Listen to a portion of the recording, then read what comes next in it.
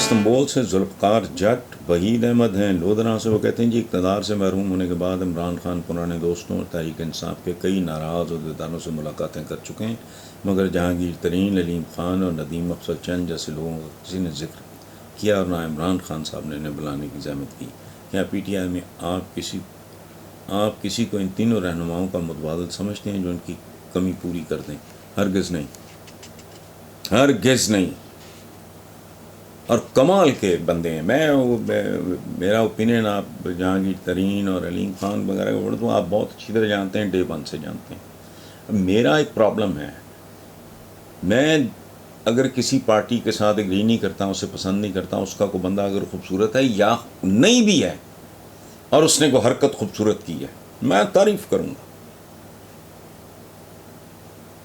جیسے پرویز رشید، یہ جب پی ٹی آئی نے جھک ماری تھی، جھک، بدترین جھک، یہ رانا ثناء اللہ کے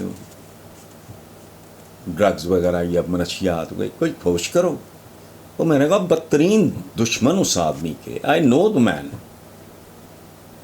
انہوں نے پتہ نہیں کیا کیا الزام، یہ جو پتہ نہیں شیر علی فیملی ہے، عابد شیر علی کے والد اور خود عابد شیر علی، کیا کیا الزام نہیں لگایا انہوں نے. قتل تک تو چھوڑے نہیں انہوں نے. وہ یہ تو انہوں نے بھی نہیں کہا. وہ یہ ایم کو، یہ وہ بات ہے جو چھپی نہیں رہتی، پورے شہر کو پتا ہوتا. آپ آ گئے اٹھ کے. تو اسی طرح